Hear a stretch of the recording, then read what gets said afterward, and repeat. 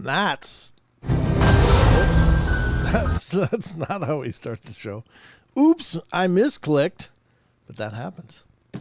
That's how we start a show, ladies and gentlemen. Sometimes I get these pickle fingers and they don't work like they should, but at any rate, I'm here and you're here, and this is the beginning to the Paranormal Portal. I'm your host, Brent Thomas, and we are going to be digging into all the weird and wonderful that we can pack into 2 full hours and lots of great articles and information. So I don't know about you, but I got a hankering for some weird and wonderful stuff. Hope you guys are doing great. It's hump day. It's Wednesday, midweek, but you're on the downhill slide now towards the weekend. Hopefully you got weekends free, and hopefully you got big plans for the weekend, part of which is, you know, if you love the Paranormal Portal, you can join me as well, not only on Wednesday night, but also Friday and Saturday night. And we'll do 2 hours both of those nights, both at 7 p.m. Pacific Standard Time, right wherever you're watching it now, whichever platform you're choosing. My God, I'll be there to entertain the hell out of you. So again, Wednesday, Friday, Saturday are the live stream nights. And I got a busy day tomorrow. Got a few things going on. I'm going to be working on the video podcast episode of my interview with Michael Freeman. Many thanks to those of you that have watched or listened to the audio version, but the video version will be forthcoming. And in that, you'll get to see, of course, the famous Freeman footage, as well as some other footage of Paul Freeman in the intro I'm putting together, doing what he did. His son Michael's a wonderful guy, and we had a great discussion. If you haven't heard of that, oh yeah, thank you, Rachel. Rachel said, "Don't forget the Ghost Radar." Thank God for all caps. I appreciate that. But the Michael Freeman interview was exceptional. Very very great guy, and he's doing a hell of a job maintaining his father's legacy and expanding it. So good on him, and good for all that he's done to make sure people remember. Because the Freeman footage and the castings and other evidences that Paul Freeman was able to, what's the word? Documents. Thank you. My brain, I just went totally blank. All that he was able to document has done and continues to do a lot to help show that, look, there's something going on out here. There is something going on in these wilds of America and around the world. And, he was able to bring some of that to the table, especially the footage itself, which I think stands at least really pretty close to the Patterson-Gimlin film, in my opinion. There's a few films out there, or clips, of alleged Bigfoot that are pretty incredible. Of course, the Patty film, Patterson-Gimlin, 1967, amazing. The Freeman footage, which I think was from like 92, if I recall correctly from my discussion with Michael. Incredible footage, along with the castings that he provided, along with the castings that the Patterson-Gimlin film provided. And then I love the one other one that jumps to my mind is the jumping Yeti, I guess is what it's called, from Russia. There's a Russian film showing this huge creature, primate, humanoid creature, going across this, I guess it looks like they're on top of a mountain, but it's going across this mountain, not a clearing, because it's still a little forest with patches of trees around these huge conifers. But in its final jump that they captured, this thing jumps and puts his arms up in the air like this, and those arms are huge. They're long. They are incredibly long, and it's really compelling footage. So if you haven't seen that, please check it out. I got to get the Ghost Radar up, so bear with me as I launch this. You're going to hear that hissy noise and all that wonderful sounds. Paranormal Detector. And the date today is the 26th, isn't it? So let me drag it into place so that you guys can also witness this on your screens. This is like the weather radar that you see on news. This is our version of it. It's the ghost radar. And it is June 26th. Oops, not comma. I got to do a dash, 2024. Yesterday was my middle son's birthday. Happy birthday, Mr. Oliver. I hope you had a wonderful day, and I love you. I hope it was a wonderful day. So, there we go. The Ghost Radar Live. Boom. There it is. A cloudy with a chance of spooks. You got it.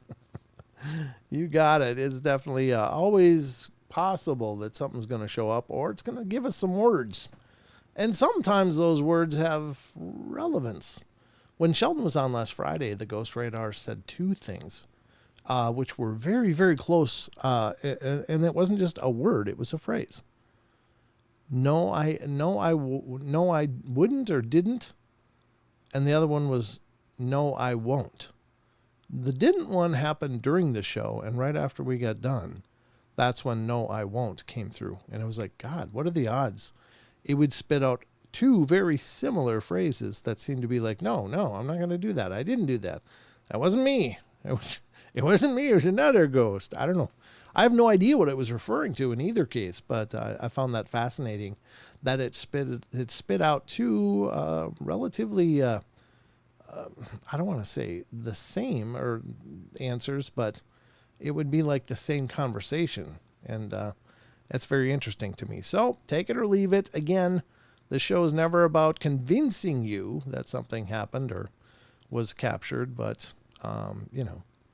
it does appear that something was captured. So how in the hell did that happen? Hold on a second here, folks. I got to make sure Rumble launched, because I had the window open, but it looks like it's self-closed. So thank you, Spirits of the Portal. We're up to 97 followers on Rumble, so that's good. It's growing. You guys are showing up over on Rumble, so thank you so much, and continue to spread the word over there if you would. Or let people know about it in the Rumble communities. I don't know. I love the idea that we're streaming on multi-platforms. Of course, always have a special place in my heart for YouTube, but I do like the Rumble experience as well. It's been working out really good for the little bit of time that we've been on there. There it is. It finally came up. Good. Okay. You know what? It was actually up. It just never actually started the stream. So there we go. Got it all sorted out, but got your Rumbles. Got your Rumblers here. And I don't know how many of you are here. Looks like there's a few of you over there. Just a few, but that's okay. I'll take a few. Smashed it, Isaac says. What'd you smash? You smashing the like? Is that what you said? I appreciate it. Thank you, Isaac. I'm looking at the chat here quick, see who came in. Right now, it looks like it's Lucky Gypsy and I over in the Rumble as far as viewing, but there's somebody else over there too, according to the viewer count. However, on the YouTubes, wait, there's more. On the YouTubes so far, I have, and I'm going to go through this list as quick as I can. Gypsy was the first one in. Well, actually, she's over on Twitch when she messaged in. Rachel Gets It Right is here. Annie Manul, I'm here. Kitty Caddywhack is here. And let's see, who else came in? Deborah Neighbors, good to see you. Trying not to duplicate names here. Kirsten Leah, great to see you. And Rachel, of course, letting me know the Ghost Radar needs to get started. Thank you, Rachel. You do indeed get it right. Isaac is here. Good to see you, Isaac. Annie Manul again. I'm looking. And trying to give Steph, the contractor's here. How you doing, Steph? Good to see you. Thanks for stopping in and checking out the show. I'm saying a lot of ums, but that's me buying time, so I can find more names to read as I scroll. You guys are a very assertive chatters, and that's good. I mean, you guys always have these conversations going on. Karen Alberding is here as well. Chris Cirque is here. Good to see you guys. And Vincent Sanchez. Hey, Vincent, good to see you. Thanks for stopping in. SoCal Squatcher popping in. And as I'm scrolling down the chat lines, and that looks like I'm about up to speed here. So very good. Very good. Although it says there's currently about 35 of you watching. That's good. Not everybody has to chat. It's not a requirement of the shows, although, you're welcome to. If you want to join the conversations, you are absolutely encouraged and welcome to do that, but you're also absolutely encouraged and welcome to kick back and enjoy yourself just listening to the tone of my voice, which I hear puts people to sleep. And I still don't know if that's a good thing or not, but I mean, it means that my voice isn't caustic and annoying, but it's too relaxing. Should I talk more like this? Welcome to the Paranormal Portal. You paid for the whole seat, but you'll only need the edge. I don't know. Anyway. All right. Well, I guess getting back to what we're doing tonight, we are going to get to the news, then we're going to get to lots of paranormal goodness, and then we're going to get to the cryptids, and we're going to get to whatever we get to. Remember, if those of you in the chat want to, Mirthful Owl, how you doing? Good to see you. That's a new name. Is that just the new version of Owl? I only get shouty sometimes. That's okay, Rachel. You can yell at me. It's the best way to get my attention. With those capital letters. I don't know. Mirthful Hours. Hey, guys, just popping in to say a quick hi. Can't stay because on data at the moment. So we'll download the show when I get a chance. Take care. Oh, very cool. Well, thanks for stopping in. Appreciate that, whatever version of Owl you are. Very cool. I don't know if I've missed anybody else. Marstall came in. Good to see you. And just still looking. John Stevenson showed up. So there's more people showing up. And Zadok07. Good to meet you. That's a new name, unless you're a rebrand of somebody that's already been here. I don't know. You guys change your names kind of frequently, so I can't always stay abreast. I miss everybody, Maggie. I miss all of you guys when I'm not doing the shows. But I'm sorry I missed giving you a call out. But it's good to see you, Maggie, of course. Of course, Maggie. So anyway, let's get to the news and find out what's going on in current events around the world. And maybe it's relevant to you. Maybe it's interesting. Maybe it's paranormal, and maybe it's not. But at any rate, it's the news as I find it. And by God, I'm going to give it to you now. So, ladies and gentlemen, it's time to news you up. I'm going to do my best to inform you. And hopefully you learn something new throughout the course of this. So, let's get to the news. Done news.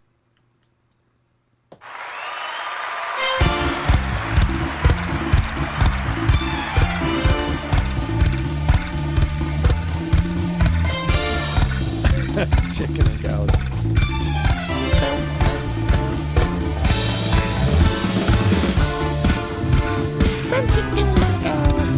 There you go. That's for you, SoCal. Since Don's not here, I'll do it. Done news. That's right. It's time for Done news. Do you know that's a play from the old Saturday Night Live skit with Chris Farley doing the Bears? That's way back. And I'm probably aging myself quite a bit by mentioning that, but it was hilarious. It was funny. So anyway, we're going to get at it here. We're going to see what I've pulled up for your benefit on the news. Of course, throughout the course of the show, we utilize many sites that have put together these amazing articles. We discuss them. We talk about them. We try to break them down as much as we can.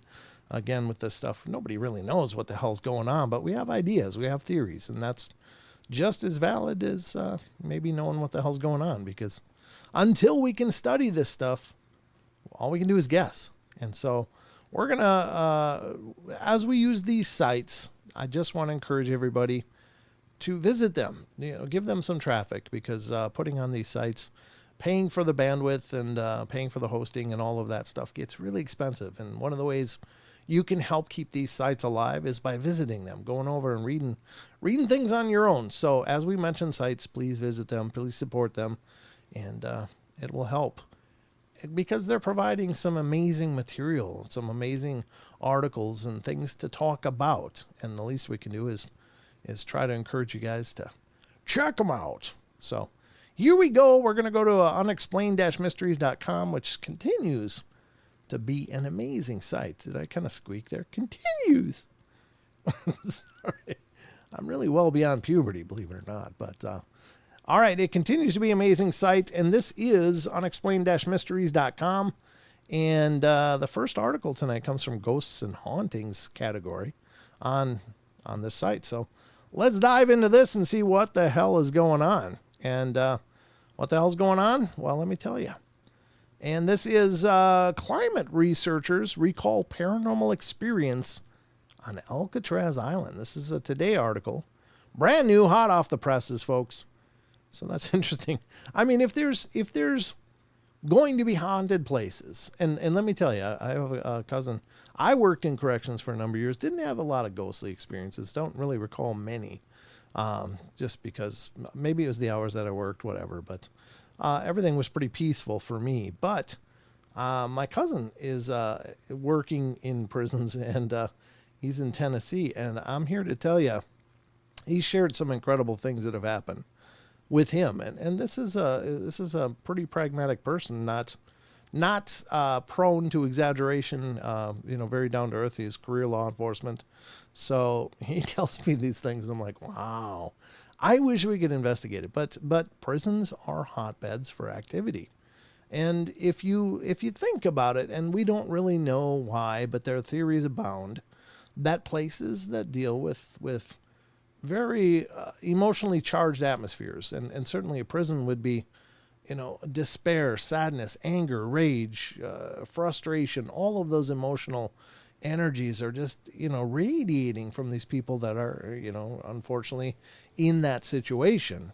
And so it kind of stands to reason that maybe that's why they continue to be hotbeds even after they're shut down. Like all of that energy over a lot of years, decades, even sometimes over 100 years, continues to just permeate these environments. And maybe people lost their lives, tragedies, and etc.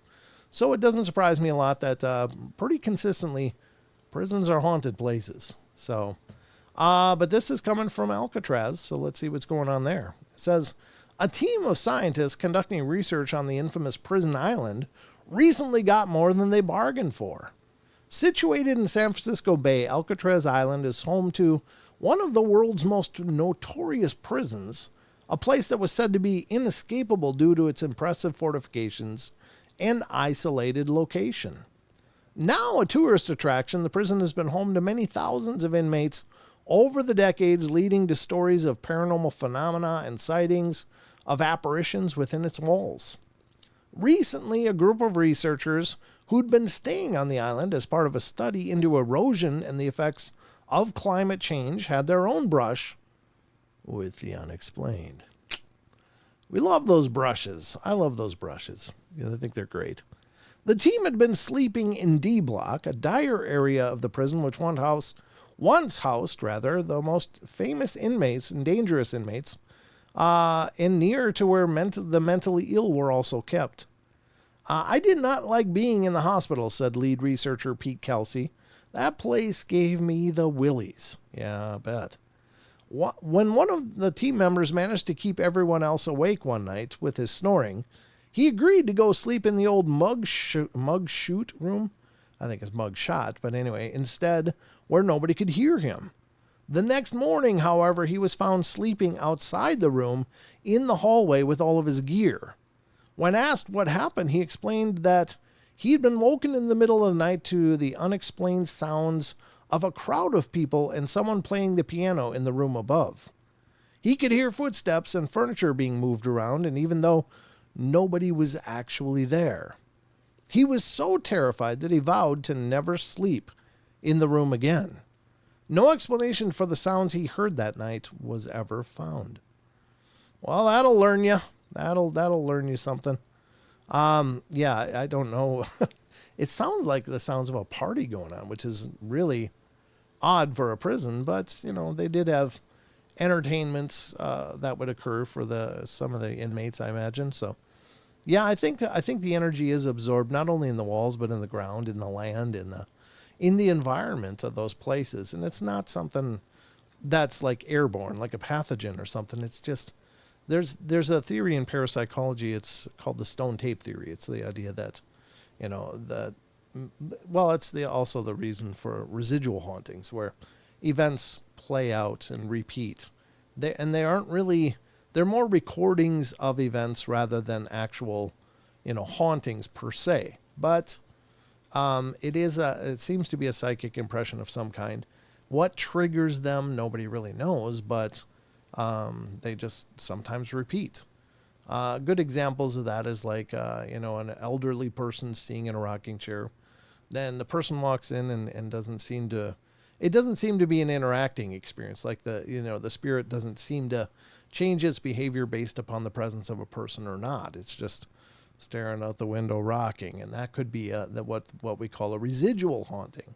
It's not really an intelligent presence. It's just the impression of some past event that got recorded. Well, the same thing could be the reason why some intelligent presences are still there. There's the energy sustains them maybe, or maybe it traps them because it was a place of despair and sadness and agony and pain and tragedy. So maybe they just can't move on. They're just stuck in that place. But yeah, and there's also beliefs that those kind of locations draw these negative, dark things that were never really people.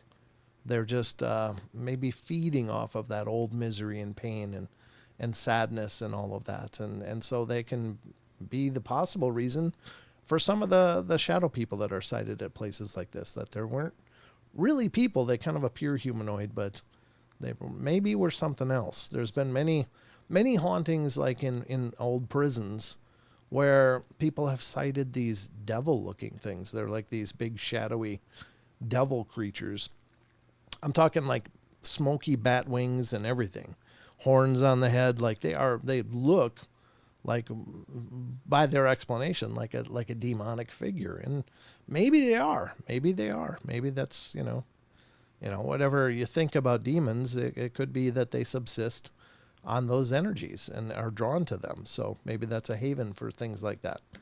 Yeah, I smoky meaning wispy more than actual smoke. I'm not speaking of like a, Lord of the Rings fiery, smoky thing, but the whole dark mass idea. But they have been sighted with these presences. One research team was in a old prison, and it was near the death row where they were doing their investigation, and one of the researchers said he felt this incredible, dark, horrible, sad, fearful feeling, and just like an emotional agony washed over him, and he was just like, and then he heard this wailing of like 100 or 1,000 voices, like this wailing sounds, and then he looked up, and at the end of the hallway was this big demonic looking figure, and then it strode apparently right by him. Like it just walked down, and it would just, I don't know. I mean, God, that's the kind of thing that would just change your idea about investigating, I would think, because that's a horrifying thing to have witnessed, but that's the account that he gave.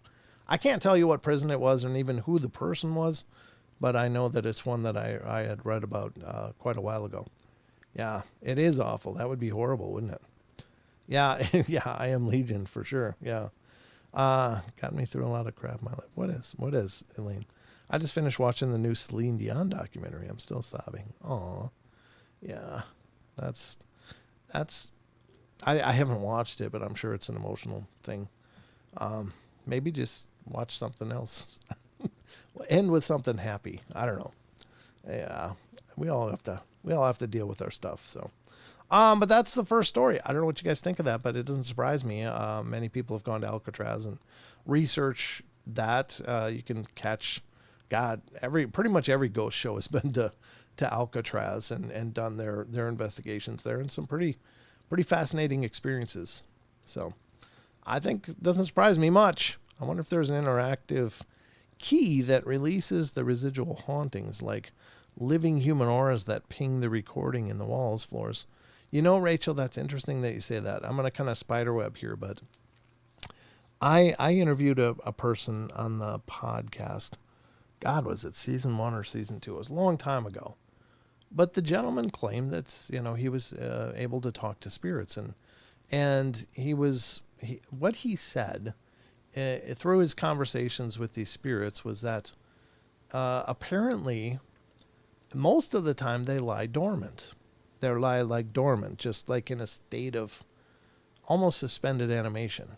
But then when people come around, and maybe it's an investigation, maybe it's a touristy thing or whatever, but that energy just kind of awakens them, and then they become active for the period that the people are around, and maybe a little bit after, and then they settle back into this dormant phase. And I don't know. I have no idea. He could have been absolutely right. He could have been, on a whole different plane as far as I know. I don't know, but it's an interesting thought. It's hard to say. So, yeah, it could be a combination of people too. Yeah, some people have very powerful auras, and other people maybe less so. And it's not a statement of value or anything like that. It's just some people just radiate energy, and other people are more subdued. So maybe those people that really radiate that energy, and it might be due to psychic awareness or latent talent or something, but it can maybe spring some of these things to activity. Another way to spring it to activity is start renovating or something.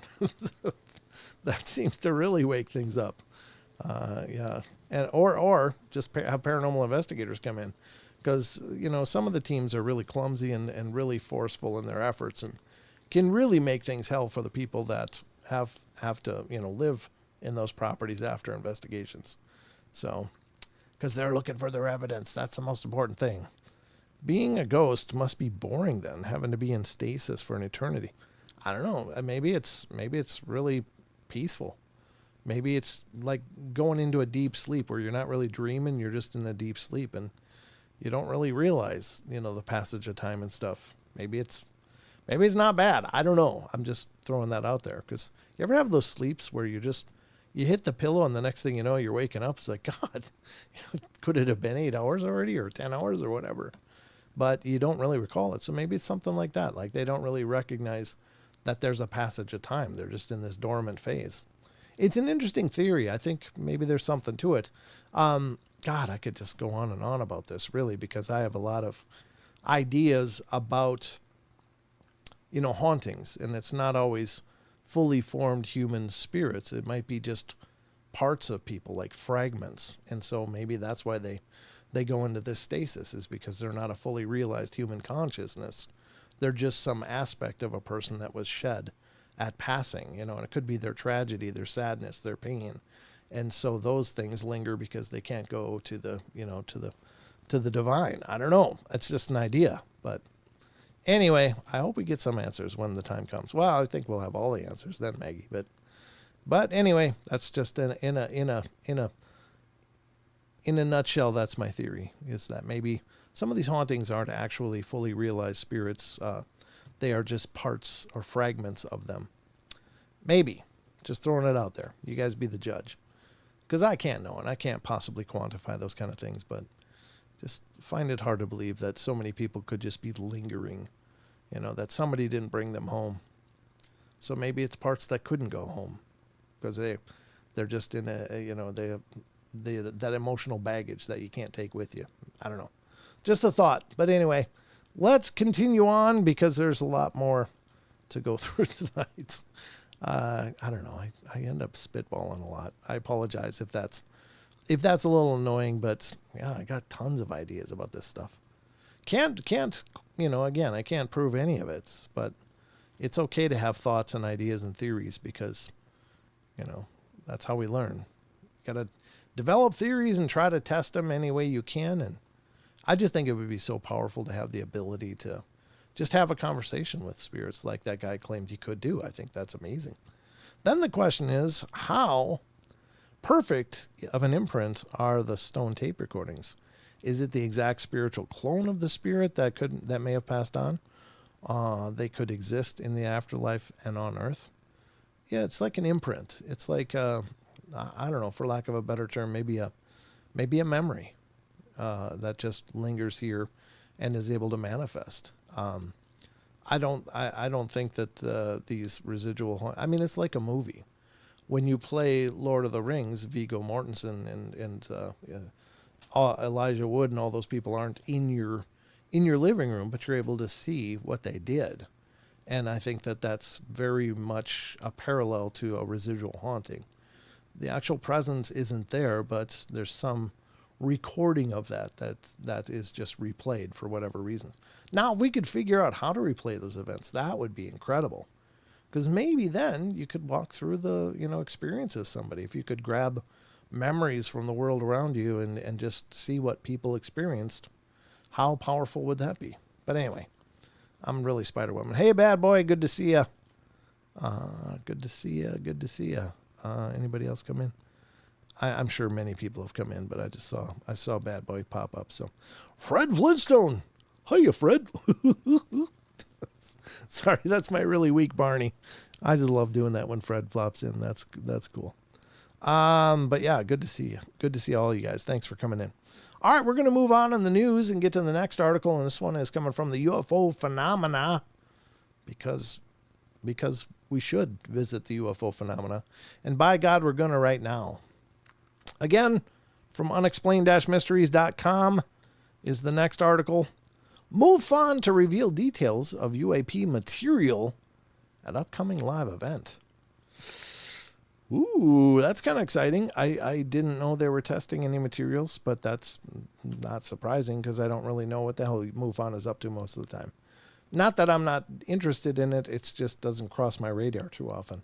So I was excited to see this article pop up because it's like, well, what are they finding? What are they looking in here? So let's read the article and find out together. The Mutual UFO Network will reveal its findings pertaining to a study of alleged samples of material from a UFO. In a surprising announcement, MUFON, the Mutual UFO Network, has revealed that it will be making the most important UAP-related presentation it has ever made at a live event on July 13th. Wow, very cool. The presentation will center on alleged UAP material that the organization received from a Russian UFO investigator and that had also reportedly been the subject of an attempted cover-up. According to the press release, what the hell is this? I don't know why I get these ads. According to the press release, the material was tested both in Russia and at a lab in the U.S., with both investigations revealing it to be of unknown origin. Some samples of the material were reportedly stolen from a U.S. post office box before they could be retrieved by MUFON investigator Robert Spearing. Further investigation of the theft was hampered by the fact that CCTV cameras had been tampered with. Wow, it sounds like an Epstein kind of thing. Oh, no. This is typical with evidence of this nature, said MUFON Media Relations Director Ron James. We believe that this material was deliberately taken by someone who could hack into a locked post office box to prevent further testing. Who did this is anybody's guess. The evidence that support this story and others that we will share in the symposium could make this the biggest UFO-related news event of the year. We have physical materials and more evidence of non-human technology. MUFON will reveal its findings on Saturday, July 13th, 2024 at 8 p.m. Central Daylight Time. What is that, a pay-per-view thing, or what? How are they going to do this? It doesn't really say. You'd think they would say, well, if you want to see it for yourself, here's how to tune in. But I'm not sure. It doesn't really say. So, interesting. Yeah, fantastic. I think, the more stuff like this, the more it's, adds information to the, put on the table. So that's interesting. Great stuff. I like it. I'd love to know how they're going to do this. If any of you find out, or if you know, please let me know, because that's great. That's great. Glad you're on YouTube. Miss TFR. Hey, Todd. Good to see you, and thanks, man. I appreciate that. I think we all miss TFR. That's where it all started. So I'm just glad we're still going, and you guys are still interested enough to come check it out. So thank you. Hello, Rick. How you doing? Rick Wagerson came in. How y'all? I hope y'all are healthy and well. Yeah. Feeling good, Rick. Me personally. But I hope everyone else feels the same. Good to see you guys. Thanks for coming in. Yeah, I think that's interesting. Again, how are they going to present this? Where are they presenting it? What's the takeaway? I don't know. But if any of you find out, please let me know. You can let me know on Discord if you're part of the Discord community, or you can let me know via email at paranormalportalradio@gmail.com. I just would be interested in how they're going to make this announcement, or if there's a way to watch it, because that would be fascinating. That'd be really cool. So anyway, continuing on, because there's more. We're going to do one more tonight, and that is... Oh, no, I already did this one, didn't I? Luis? Didn't we do this one? I thought we did. I'll have to watch back, and I'm going to grab another one here. Yeah, this one's not too long. We can do this one next. All right. So this one's coming from the Archaeology and History Files, and this is kind of interesting. Not a lot is known about Easter Island, other than the fact that clearly there used to be people there, tribal peoples there, and they were known for their huge carved heads and stuff that are still existing, most of which are just heads poking above the soil, but excavations found out these things had bodies too and had somehow sunk and appear to almost be walking towards the sea, oddly enough. Now, the primary or the prevailing theories is that they basically burned out the island as their population grew. They used up all the resources. There was pretty much nothing there, and possibly they either all died out or resorted to cannibalism or any number of other theories what happened to these people. However, according to unexplained-mysteries.com, a study challenges idea that Easter Island's people committed ecocide. There you go. Well, let's check it out.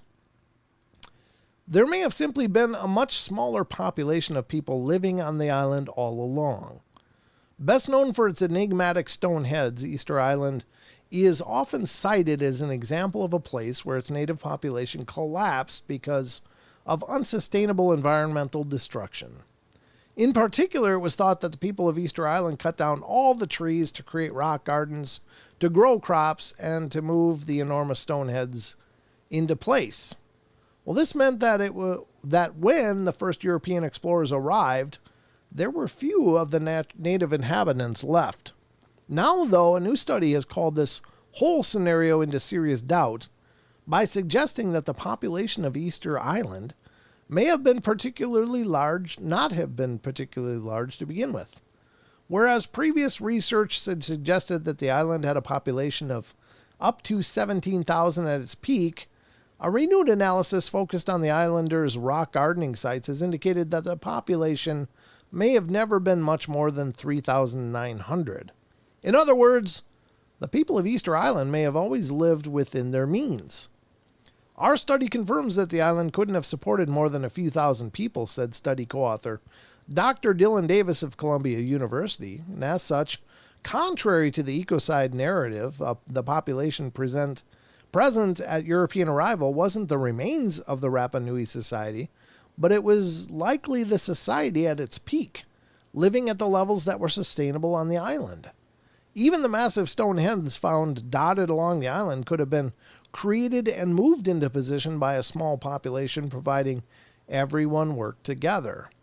One of the major arguments for the ecocide was that the populations must have been very large in order to build all the Moai statues, says Davis. However, archaeological evidence does not support a large population, and studies of the Moai themselves suggest that a small population could have built and moved them. It just required cooperation. There you go. Many hands make small work. Isn't that what the old saying is? I think that was the case for these heads. They just needed many hands, all working in unison. So there you have it. Interesting enough. So I don't know about you, but I feel more informed and better ready to face the world. And I hope you feel the same. So this has been a presentation of the Paranormal Portal News Desk. Let's get back to the rest of the show.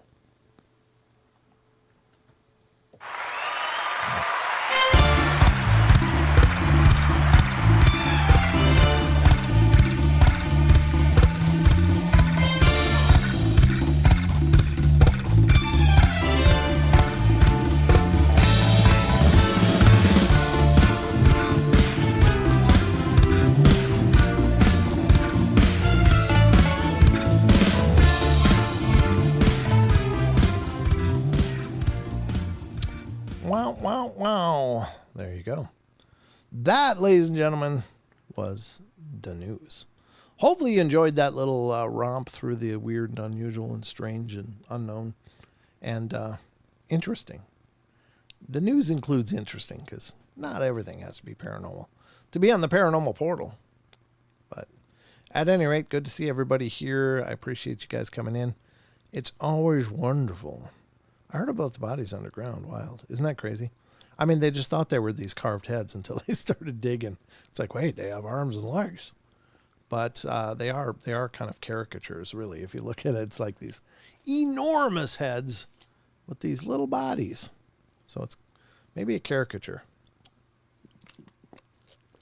I don't know what the heads were supposed to symbolize, and I think there's some kind of I don't know, almost hieroglyphs or stories that are written on some of these moais, and I think it's yet to be deciphered what the hell it says, but that's pretty interesting. What are you keeping your eyes peeled for, Maggie? It says it will release findings. Findings July 13th. Yeah, I'd be interested to see. How are they going to release this? In what way? You forgot to like. Don't forget to like. And that goes for all of you. Because, as silly as it sounds, those likes really do show interaction. And that's a key to appealing to the algorithms, no matter what the platform is. I mean, if people are watching and there's no likes, then it doesn't get recommended as much. I think Rumple's pretty quiet tonight. That's interesting. Usually there's several more people there, but that's okay. Not every night can be a bustling hub of activity. Now when we stream as much as we stream here on the portal. I don't know if you guys know this, but in the video on demand archives on YouTube alone, I think we're at nearly 2,000 episodes now. I mean, we got to be at least 1,700. I don't know. Let's see. Let's see how many episodes I've done here. All right, let's see what we got. I'm going to look. And we'll see. There I am. And let's search. Now I'm curious. I realize you're just looking at me doing this. Okay, so I have actually 1,605 uploads to YouTube currently. That's pretty good. That's pretty darn good. Surprisingly, we've remained pretty moderate, but we're at 13.4 thousand subscribers now, so that's pretty good. I'm pretty happy with that. It'd be great if we just got this real big flood, but if it comes ever, it comes. If it doesn't come, well, we still are growing. We've always been growing. We've never gone backwards. We've always maintained continual but very gradual growth. So I'm glad people are finding the shows and hopefully enjoying them and continue to enjoy them. And thank you to everybody that takes time to leave comments and likes and all that stuff and to share them. All those things go a long way. God, that's loud, isn't it? I wish there was a volume on that thing. That thing is so like, it's right in your ear, right? Are you guys okay? Anybody need a break? Anybody need some CPR like Chris Farley? Start pounding on your chest. Hey, Robert Gooden, thank you so much. I appreciate you. I appreciate Robert Gooden says, hello, love the show. Well, thank you very much. But yeah, that hissing is pretty obnoxious. Ivan Essence is in here. Good to see you, Ivan. Thank you for coming in. Good to see you all. The more the merrier here on the portal. So yeah, feel free to, let people know that we're here. Again, this show is only grown by grassroots movement. I don't advertise this stuff. Maybe I should, but it's, I mean, everything has barriers to it, and monetary barriers are very real, especially in today's economy. So I got to be a bit frugal just to make ends meet. Keep the electricity on here in the show. Otherwise, doing this by candlelight might be tough. So, but yeah, thank you, everybody. It shivered me timbers. Yeah, I know that hissing is just obnoxious. It should have a volume bar of some kind, but even the wave sensor's going a little above normal here. That's interesting, and it's continuing. So maybe the presence is still here, It just did that big intro. But no, doesn't seem to be saying nothing, and it's not manifest as dots on the radar. So it only did briefly there for 4 seconds. It was right next to me, or sitting on my lap. I could be, I could be getting a lap dance here, folks. I don't know. I'm just saying. I'm not enjoying it as much as I should if that's the case, but I'm just such an idiot. There's no question. All right, so let's continue on. What are we going to do next here? What do I got pulled up? Not this. What is this? Oh, no, I didn't want that. Oh, that's interesting. Yeah, I remember looking over here for that.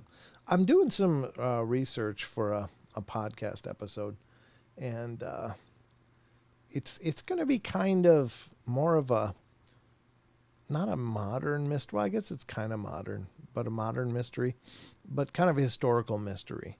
And so it's going to be a little bit of a departure for our normal format on the Paranormal Portal, just dealing with ghosts, cryptids, UFOs, and strange phenomena. But I hope you guys enjoy it all the same. I hope you do. All right, let me, God darn it, I closed what I was going to read by accident here. So let me get to something and read it for you. I got to quick dig something up here. Oh, here we go. This will be good. This is a good thing to talk about because there's one phenomena that continues to manifest all around the world, ladies and gentlemen, and these are strange and hard to understand. And that is bridges that are haunted. And it's kind of like with hotels. With hotels, every hotel that has activity, there's always the legendary story of the jilted bride left standing at the altar, or the husband or the groom abandoned her at the wedding or something like that. And so this was supposed to be like the honeymoon suite or whatever, and she's there alone and in her sorrow. And then, of course, some kind of self-inflicted tragedy follows. And it's a terrifying, horribly sad kind of tale. And maybe it's based on some truth. I don't know how often that happened, but for that to be legitimate on every one of these claims, there would have to be a lot of people that are being absolute dicks in not following through, getting married to women. And I think that certainly has happened and maybe continues to happen for any number of reasons. But are they all legitimate claims? And I don't think so. So that's one of the hotel claims. And with bridges, there's always the distraught woman with the baby, and she can't care for it. And so she's going to do the worst idea that she could ever come up with, which is, well, yes, and that's what I was getting to, Marstall, the crying baby. Do you have a ghost pole in there? Oh, I'm so glad Don's not here. I'm not going to touch that, Annie. I'm going to leave that all the way alone. Ghost butt theory. But that is a claim that comes from bridges, is that, there's some sad maiden with a small infant child, and she'll cast the baby into the water, which is just horrifying to even conceptualize. And the resulting thing is this crying baby or this wailing woman. And can they all be true? I don't think so, but I think it's interesting. I think these legends travel. Now, interestingly, when these legends travel, if enough people believe in the legend, is it a self-fulfilling prophecy? Are the people that are believing in this and being fearful of it, are they creating the energy necessary to manifest the events? And that's possible. I think that we are incredibly profound creators of our own experience and certainly can influence the world around us. So if people believe there's a jilted bride in a hotel, and enough people buy into that theory, then they're probably going to start seeing and experiencing this jilted bride wandering the halls. And if there's enough people that, yeah, that's like a tulpa. If there's enough people that believe this baby was cast into the waters below and lost its life and continues to cry and wail for the mother, and the mother cries and wails at her own, her own tragedy, then probably people will start experiencing that. So I think in some cases, and maybe several cases, these things become self-fulfilling prophecies. Now, it's also possible that there are mimicky spirits out there that are not very nice and maybe mischievous, but maybe evil, and they will mimic the legends that people expect because they want to elicit fear. If there are really beings out there that exist to feed off of energy like fear and sorrow and darkness and sadness and all that, then maybe they do work on manifesting those legends because people are more afraid of the big story than the little one. And so a whole town operating in fear of a location would probably create a pretty huge buffet of wonder for these dark things, if that is indeed part of what happens. I don't pretend to know. I'm just saying those are the claims. So we're obviously no closer to any kind of resolution or solution on this stuff. But, what is it? I don't know. It could be any of the above. Could be that, some of these locations really did have some kind of tragic event. Could just be a young child drowned while playing by the edge of the water. Waterways are notorious for, as a historical way to lose kids. And so maybe the legends came from someone else, but it just got attributed to that. And the crying kid is maybe not thrown into its death, but it may have fallen into its death. It's anybody's guess, but just some ideas. So let's check this out. What are some of these haunted bridges around the world? I haven't read this. Obviously, I just pulled it up right now as we were on the show, so I have no idea what these legends of the bridges are. I mean, there's the Pope Lick Bridge, which has some kind of goat horned thing on it. They're not all these, the sad tragedies of women throwing their babies in, but some of them are, I'm sure. So let's get to this and find out what's going on. And this article is coming from ranker.com. This is an amazing site. We've utilized this site many times throughout the history of the show. I love Ranker. I love their lists that they build. And I in the spirit of encouraging you to visit these sites, I will tell you that anything you're interested in, Ranker probably has lists about it. And it can include travel. It can include, fun things. It can include horror, movies, media, TV shows, whatever, even maybe recipes. I don't know. I'm sure they've got all of it. So check out ranker.com for a lot of these incredible lists. So the most haunted bridges in the world. The first one is coming from in Florida's dead zone along I-4, Interstate 4. Cell phones allegedly pick up voices of the dead. Well, that's awful creepy. That could just be, it could be some kind of time anomaly. It could be some kind of electromagnetic interference.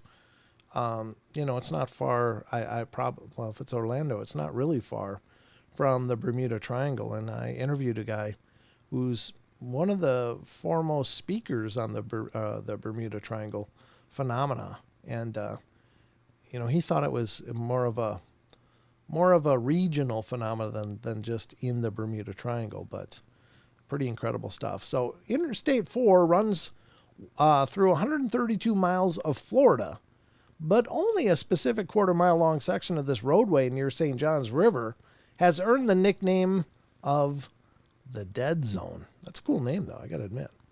The I-4 was constructed over a mass grave of yellow fever victims who died in 1887 in a failing Catholic colony. The colony's leader, Father Felix Swemberg, allegedly contracted the fever and died without performing the last rites of the deceased on their final resting place, causing their uneasy spirits to haunt the area. In 1960, I-4 was under construction and progress was halted by Hurricane Donna, inexplicably changing course and destroying the work completed over the burial ground. Multiple tornadoes and hurricanes have also struck the I-4 dead zone over the years, such as in 2004 when the storms again disrupted construction work. Many believe the dead beneath the roadway are responsible for more than 2,000 accidents in the dead zone since 1963. Drivers on their cell phones report dropped service in the quarter-mile stretch, followed by disembodied voices coming from their phones.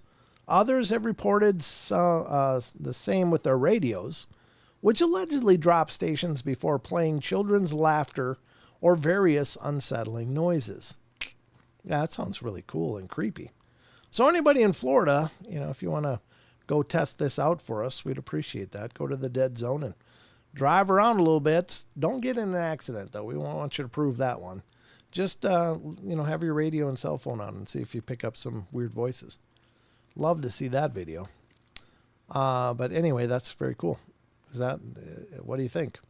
Think the dead zone, due to that history, could be just such a vortex of activity? Maybe. It might be possible. Number 2, Civil War soldiers are said to haunt Sachs Covered Bridge in Pennsylvania. Before I go further, I want to just give credit to the author. This is written by Jody Smith, and it was last updated March 19th. Very good, Jody. Excellent work so far. I'm very interested. I've never heard of the dead zone, so this is a lot of new information. Civil War soldiers are said to haunt Sachs Covered Bridge in Pennsylvania. The Sachs Covered Bridge was built in 1852, connecting both banks of Marsh Creek in historical Gettysburg, Pennsylvania. Well, I think all of Gettysburg is probably plenty active. Now closed to everything but foot traffic, the Sachs Bridge was once a hub for soldiers fighting in the 1863 Battle of Gettysburg. Over the course of 3 days, around 50,000 soldiers lost their lives, and many believe some of their spirits still haunt the area. Witnesses claim to see the ghosts of 3 Confederate deserters hung from the rafters of the covered bridge. Others have seen soldiers' floating heads, as well as full-bodied apparitions of different soldiers walking the bridge. Oh, I should do this so you guys can see, right? Yeah, sorry. There's the picture of the bridge for those of you that were interested. Others have seen the soldiers' floating heads, as well as full-body apparitions of different soldiers walking the bridge. Locals refer to another spirit as the smoking ghost, who can be summoned by placing a lit cigarette on a railing. Allegedly, you can watch as the ghost takes a puff. Another great test. Anybody over in Pennsylvania can test this out. I gotta be able to travel someday. I mean, there's so much of this stuff I'd love to check out.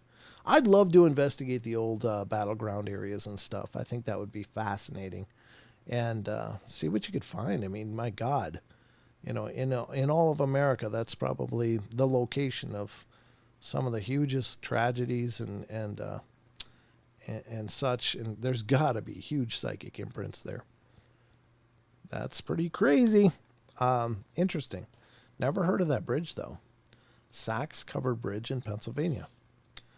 All right, number 3. Stooky's Bridge in Mississippi is said to be haunted by the spirit of a serial killer. Ugh. That's horrible. All right, the Dalton Gang was a group of outlaws led by the Dalton brothers, robbing banks and trains during the 1800s. And supposedly, the gang traveled through Meridian, was this Missouri? I forget. Mississippi. MS is Mississippi. I can't remember the abbreviations for the states.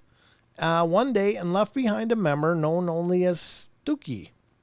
Stooky opened an inn near Chunky River. Wonder why they call it Chunky River. And would allegedly lure in new guests, wait for them to sleep, and then unalive them. Oof. He reportedly burned the bodies near the bridge that crossed Chunky River. Yeah, that's why they call it Chunky River. When reports of missing people began accumulating, police immediately zeroed in on Stooky. Stooky. Stooky was hung from the bridge as punishment for more than 20 of the unalivings he committed. And after the days of hanging, his body was dropped into the water. Just kind of unceremoniously cut loose. Witnesses say they've seen his apparition hanging from the bridge and have heard him splash down into the water, and others claim Stooky's ghost shoved them off the bridge, attempting to take one last victim. I don't even know what that word is. What the hell's euphonium? I got to look this one up. The ghost radar just said euphonium. Euphonium. What the hell is this word? A euphonium is a medium-sized 3 or 4 valve, often compensating conical bore, tenor-voiced brass instrument. What the hell?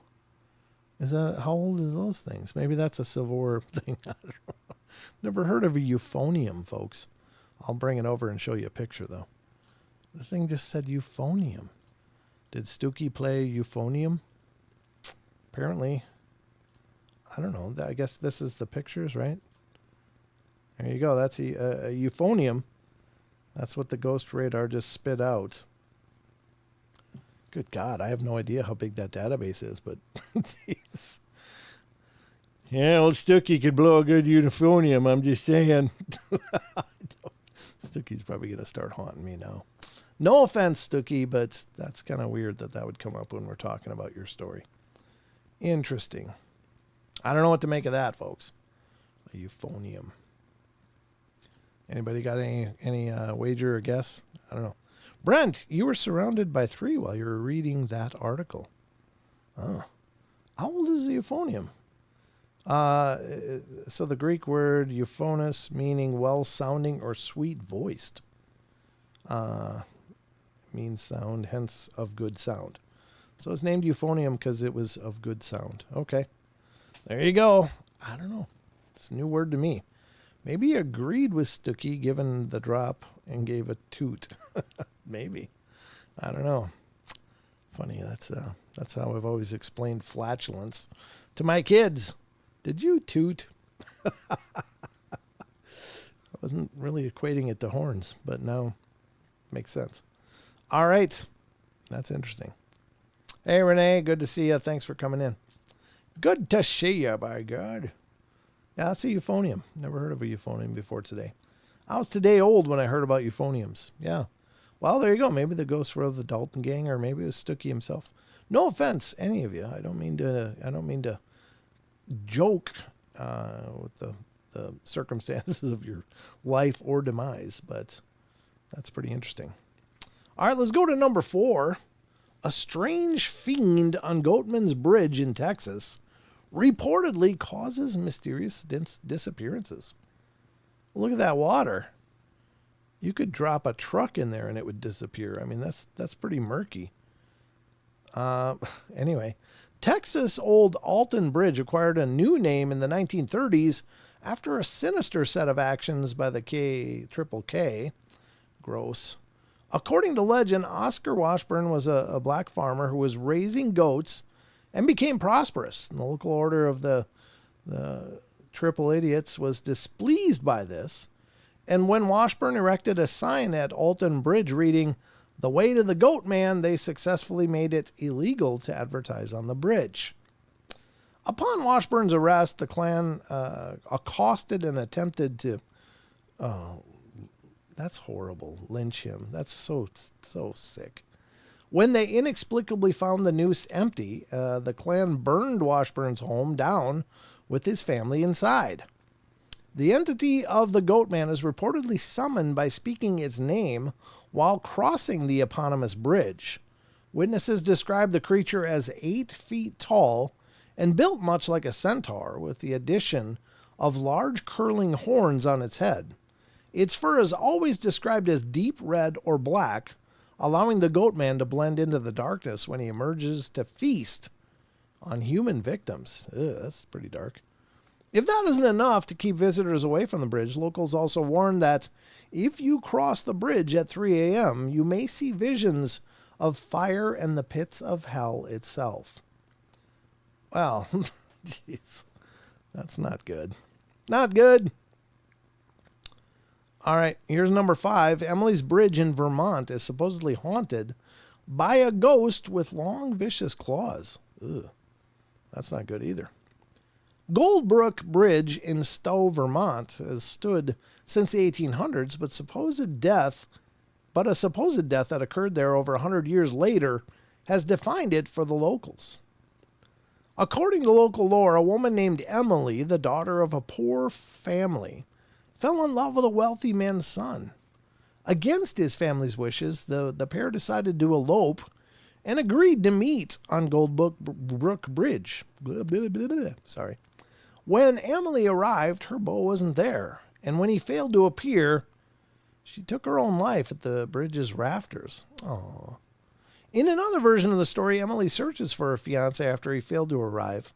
At the altar, as she veered into the bridge, she missed her turn and crashed the carriage, killing both herself and her horse. In both versions of the legend, Emily now haunts the bridge and that locals call her by her name, yeah. Witnesses report her presence screaming on the covered bridge, scratching any vehicles, animals, or people that dare to pass her. Some have photographed anomalies on the bridge, such as orbs and blurred figures. And others find their electronic equipment malfunctions there, and their batteries drain without explanation. Wow. Maybe there's something with bridges. I don't know. You know, of course, also, wasn't it the trolls? Trolls under the bridge was a big thing in the fables and such, in the fairy tales and fables. So maybe there's merit to that some of this is just some manifestation of trolls. Maybe there's reason for that legend. But anyway, that's pretty creepy. All right, a cruel convict overseer allegedly still haunts Richmond Bridge in Australia. Australia. It's Australian for bridge. Well, let's see it. That's a really cool looking bridge, though. Wow. Richmond Bridge is the distinction of being the oldest road bridge still in service in Australia. Constructed in 1825 by local prisoners who were subject to terrible conditions, the bridge connected the towns of Hobart and Port Arthur for trade. A man named George Grover was allegedly one of the prisoners who worked on the Richmond Bridge, pushing his way to the top of the food chain as an overseer and flagellator. In short, he forgot his roots and tormented his fellow convicts during the bridge's construction. According to rumors, Grover's fellow convicts grew tired of his savagery and took revenge upon him one night while he sat drunk.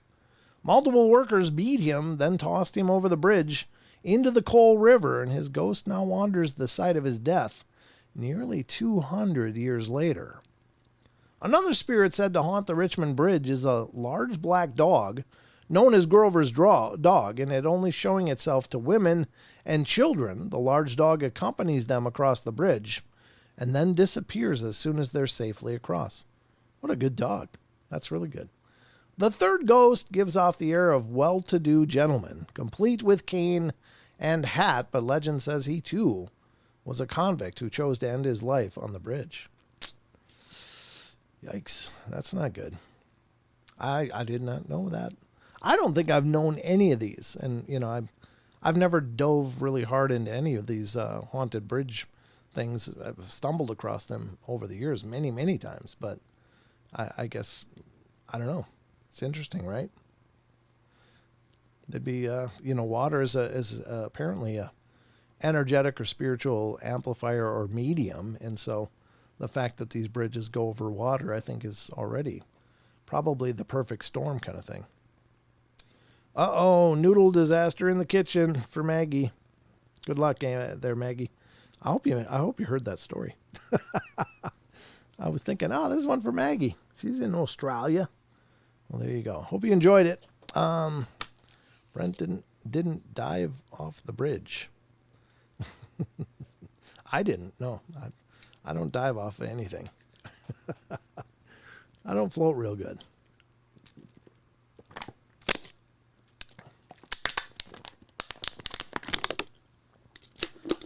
That was my solo for the night. Hope you enjoyed it. That was my solo. All right, let's continue on. We're on number 7 here. What time is it? God, it's already 8:15. These nights go so quick. I don't know how it happens. Number 7, a grieving mother is said to haunt Helen's Bridge in Asheville, North Carolina. This may be over by Deb. I don't know for sure. Let's find out the story here. Asheville is home to Helen's Bridge, built in 1909 and originally named Zealandia's Bridge. Or I don't know, Zealandia. After the estate owner, the new name comes from the spirit that now allegedly haunts the bridge, Helen, who lived over 100 years ago. According to lore, Helen was a 30-something mother living nearby with her infant daughter. Here we go. After a fire broke out in her home and claimed her child's life, Helen became inconsolable. A couple of weeks later, Helen walked to the bridge and reportedly unalived herself. Witnesses believe they've seen Helen wander the bridge, mourning her daughter in death, as she did in life. Others have said Helen was actually pregnant and didn't want the child, choosing to end her life on the bridge. And other witnesses say they've encountered her melancholy ghost wandering the bridge in search of her lost daughter, while still others believe they've spotted her hanging from the bridge. That's pretty tragic, all of them. All of those versions suck. That's not a good thing for Helen. Yikes. All right, here's the Avon Bridge in Indiana, said to be haunted by a construction worker who fell into wet concrete. Oh, God, there's a lot of legends of stuff like that, too. People that fell into, wet concrete during, rush construction, and like they disappear into it like quicksand and nobody really saw them fall. Well, guess where they remain, which is probably not good for the person, clearly. Hey, play Nendo. Did you hear my solo? You got that.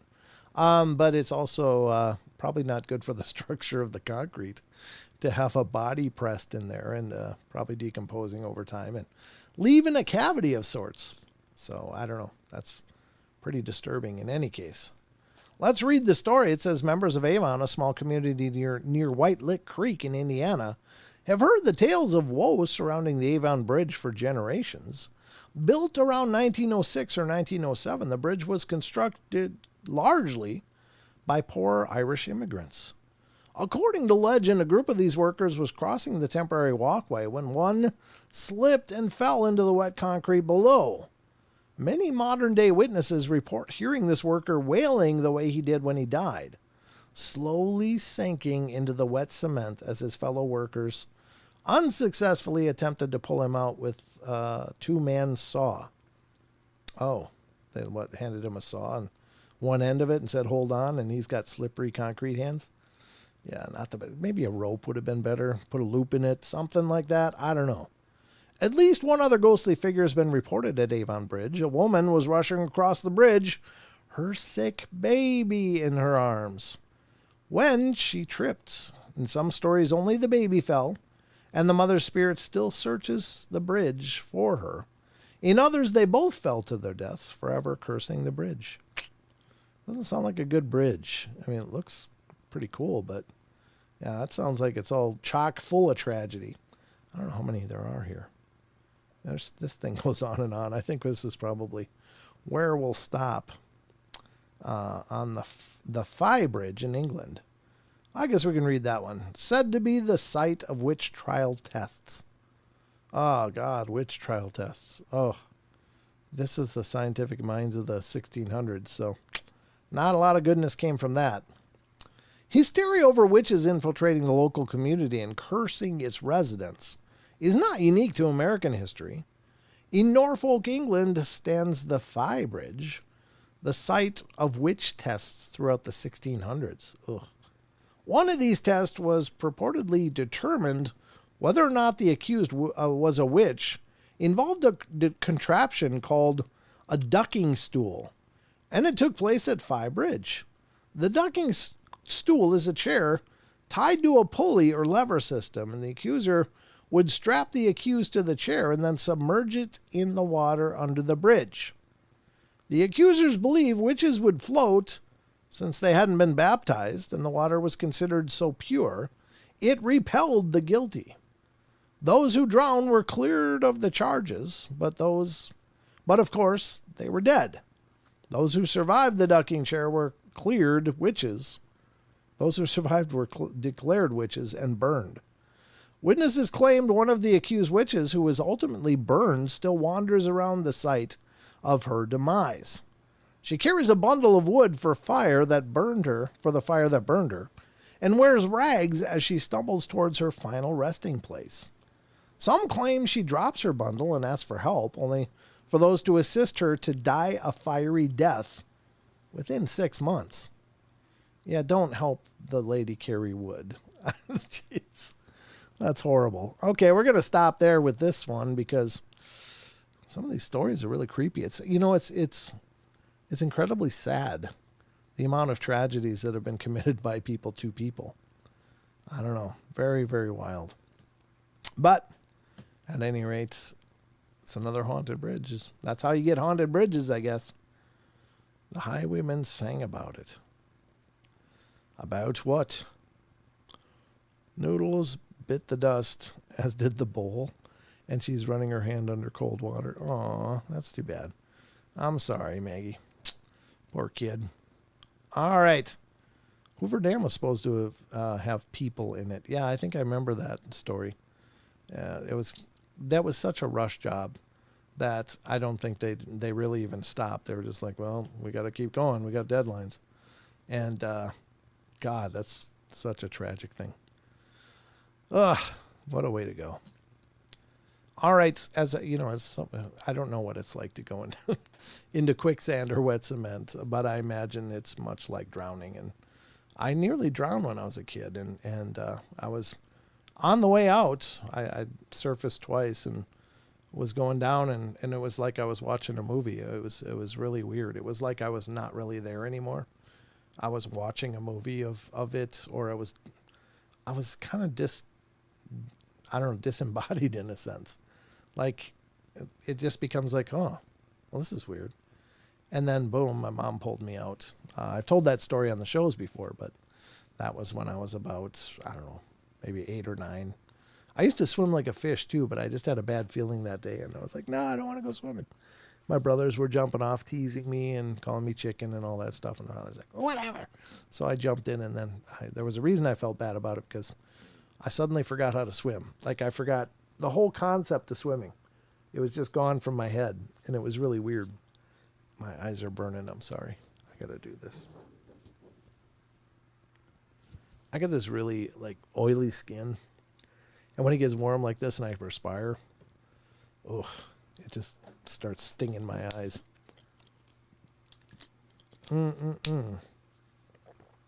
So anyway, those are the haunted bridges. I hope you guys like those stories. They're kind of interesting, and they're definitely the stuff of legends. How much truth is there to them? Well, again, I think these things stand to be self-fulfilling prophecies. You know, they stand to prove themselves, in a manner of speaking. And that's kind of the human condition, I guess. We create our realities. I think that's a very fundamental truth of us. So, I'm not crying. I'm really not crying. I've just got some burning. It's hard to read anything when my eyes are burning. I apologize for that, but I'm getting better as we speak. All right. So anyway, it was a highway. I was a highwayman. Were ya, Wizard Moon? Musically said I was a highwayman. So that's a song by somebody, isn't it? Isn't it? Isn't that what you're doing there? I don't remember. God bless it. I need like a paper towel or something, but I don't have one. There we go. I think that'll be better. Okay. They were great articles. Well, good. And there's more. We'll do some more on Friday night. We'll see how far. I'm not sure how big this list is, but this person really did a hell of a job. Because we're just on number 10. This person is Jody Smith. Again, this is a ranker.com article. So Jody did a hell of a job, and there's still a whole bunch more to dig into. I don't know where she uncovered all this stuff, but it's fascinating. Fascinating stuff. Okay, well, I don't know about you guys, but you know what time it is? Yeah, manifesting. They were great articles. I have the same problem, Brent. It's okay. Thank you, Annie. Yeah, it's just, I guess it's why I still have these youthful good looks. Because that oily skin of mine, but God, it burns. It boings! Yes, the Willie Nelson and others who sang it. Oh, there you go. Thanks, Wizard. I knew it was a classic song about the highwaymen. Yeah. All right. Well, it is time, ladies and gentlemen, for our next part of the journey here on the portal. And what is that, you may ask? Well, let me tell you what that is. That it's time for the Cryptid Corner.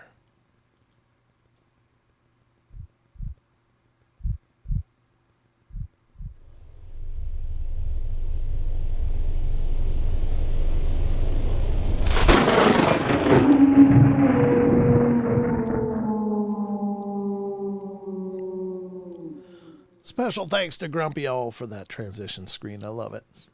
Or Owl, or whatever version of Owl we've got now. There was a practice called Hitobashira in Japan, the human pillar, where a human sacrifice was a person buried alive in the base of dams, bridges, and castles as a prayer to Shinto gods. Oh, man, I don't know what the hell's wrong with people. When does that get to be a good idea? It's like, well, we got to please the gods. How can we do that? Well, what about Phil? Might as well get rid of Phil. Put him in the dam. That'll bless the dam for sure. It feels like, what? Wait, what? Yeah, I don't know. That is pretty creepy. Our history is chock full of a bunch of creepy stuff that people have done to other people. And that's a tragedy. That shouldn't be our legacy, but and it shouldn't be the stuff we remember the most, but we do. I guess they're cautionary tales, but it's pretty disturbing. It's pretty disturbing how depraved some souls are even still today. Like the horrors that people still perpetuate on each other. It's just like how do you not feel anything when you hurt others? I don't understand that. I don't know. But anyway, we're going to get to the Cryptid Corner, ladies and gentlemen. This, of course, is our journey into the creatures, undocumented cryptozoology. And this is Bigfoot. This is Dogman. This is white crawlers, any other lake monsters, etc. Any of those cryptid creatures that are not officially recognized by the biology or zoology or anything. So they're called cryptozoology, cryptids for short. And this is the Cryptid Corner where we discuss them. Of course, the one we discuss the most is because it's the one we see the most stories of, honestly. And this is the Bigfoot phenomenon. We're going to start the journey there with Mr. Wes Germer's Sasquatch Chronicles blog. And we're going to see what he's posted, because he's posted a couple that I wanted to bring to you first. So let's dig into this. Yeah, imagine being the sacrificial lamb. No kidding. Yeah, it probably is fine for everyone else. It's like, it's like the Hunger Games. Like, whew, I didn't draw that one. Whew. Who got the short straw? It's Phil. Damn Phil. Poor Phil. All right. Let's continue on. We're going to get to this. And this is an article from June 26, which is today, that Wes posted. And thanks to Wes for this. And please check out Sasquatch Chronicles blog. There's so much amazing information over there that you don't hear just listening to the podcast, Sasquatch Chronicles. So there's lots more. All right, this one is from June 26th. A massive silhouette playing behind the vines of the garden. Sounds squatchy to me. A listener writes, I want to tell you about my experience along with a picture of a footprint I snapped a couple weeks ago. In 2012, I was out in North Texas on my grandma's property, and I was 10 years old. Earlier that year, my grandpa passed away, leaving my grandma alone on a 20-acre property. Being by herself was hard on her, but one day she called my uncle in a panic, asking to be picked up. She apparently wouldn't clarify why she needed to be picked up so urgently from her home.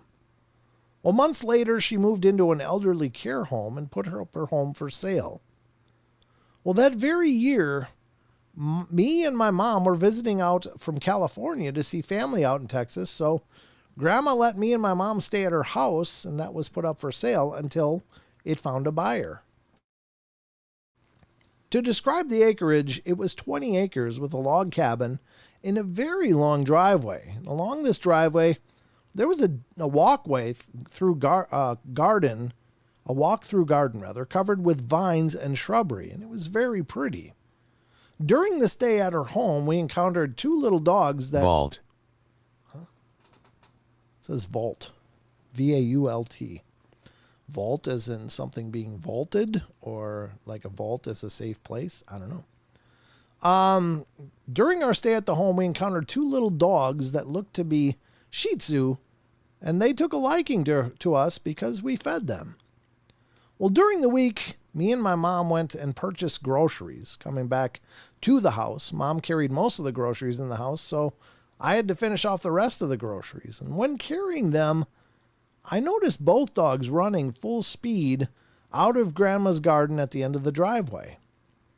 It was a full sprint, running for dear life. And when looking back at the garden, I noticed a massive silhouette playing behind the vines of the garden. I was really curious because whatever it was running back and forth like it was riled up. And clearly the dogs that were behind the garden got startled by whatever this was. I didn't hang around long enough to figure out what that thing was, so I went inside and told my mom there's a big bear outside messing with the dogs. Well, at the time I didn't believe in Bigfoot because my parents told me he was made up. The next day, one of the dogs was gone, and one of the brother dogs was hiding underneath the house. Then the day after that, the last dog was also gone too. This encounter was short-lived, but a very odd experience to me. I've also had another encounter recently this past year in January. I now live in North Texas on 30 acres of land with a very woodsy forest backyard along with the connecting properties next to us, having the same topography. I was grabbing firewood for my aunts out by my barn. While collecting, I looked up and saw a figure close to my height, about 80 feet away from me, sprinting on all fours across my neighbor's yard. It was a solid pale white, and it was skinny. I was very surprised because I've never seen such a thing before in my life. I haven't told my parents about it because I don't know how they would react. I know it was a short-lived encounter, but it was a very surprising and scary one, to say the least. The last thing I wanted to talk about in this email is that just recently, this past month of June, I've come across a massive footprint in the picture. You can see where the foot starts and ends, along with the indentation of the big toe in the print. I came across it while going outside to help my father with yard work. I posed my foot next to it for a size comparison, and my boot is a size 11. Okay, so here's the heel down here. Is this the big toe up here? I guess so. Whoops. I guess this is the big toe. Yeah, that's a pretty significant print. And again, what's interesting with this picture, and I don't know, maybe it's stuck to the foot of the thing walking over it, but it is always interesting how you can see a lot of different debris all around it, but not in it. So did the imprint did the debris largely stick to the foot only to be pressed into the ground on the next one, or how does that work exactly? I don't know, but it does seem to suggest a big footprint. Now, if this ground is dense, I mean, God, that's a lot bigger than a size 11. So the boots starting at the same angle only makes it up to maybe 3/4 of the way to the size of this foot, but look at how wide that is. That could be a great capture. Yeah. Interesting. And maybe the other toes didn't compress enough to be able to leave a print in all this little grass and other debris. But that is interesting. Wow. You can see where the big toe actually pressed this blade of grass into the soil. So that's got to be significant pressure. And if this is hard packed, it wouldn't necessarily leave an indentation. We don't know the soil conditions at all. And being able to cast a print is largely dependent upon the imprint being impressed into the soil. This would be a surface situation. So the person did the best thing you can do, which is just take a picture and have something for scale. A lot of people use dollar bills. That's a consistent scale as well. But yeah, you can get a size idea of this anyway. It's a good size foot. Yeah, please don't forget to like and subscribe, Aussie. Good point. Love to have more subscribers to the family here on the portal, for sure. So that's the first article. I think that's very interesting. Feel bad for those dogs, but unfortunately that's a pretty common thread in Bigfoot sightings and having Bigfoot in the areas. Local pets often go missing. So I don't know what the story is there for sure, but that's probably become food. And that's a heartbreaker. But it doesn't sound like anybody was caring for those dogs anyway. So at the grandma's property. Very interesting. The white thing almost sounds like a rake. Or a white crawler or pale crawler or whatever name people have given him. There's several, ghouls, whatever. Could be one of those, but I don't think it's the same thing that left this print. That's especially if it was about the same size as him and all white. Could be an albino or some kind of, aberration in normal colorings, but could also be something else. That wider bit is weird. The wider bit, where up here? Up here? I mean, that's the widest part, which would be consistent with prints. The heels are exceptionally wide, more so than our feet. We have very narrow heels, but Sasquatch heels tend to be much wider. But up here, it looks like it's about like this. So that's, I don't know what size that would be, but I don't know how long an 11 boot is, the measurements, but to give you a real scale to be able to figure out the length of this. But I'm sure that could be pretty easily extrapolated. But that's, it's a great picture.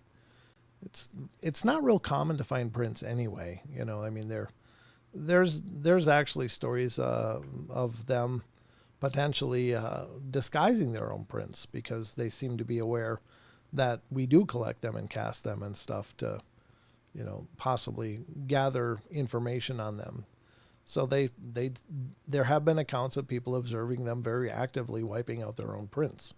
So when you find prints, it's a great find. So it might suggest they were in a pretty big hurry and hoping that you're not that interested in their prints. But yeah, very interesting. They might consciously do. What's that? Yeah, slightly smaller print over the larger one. Don't know.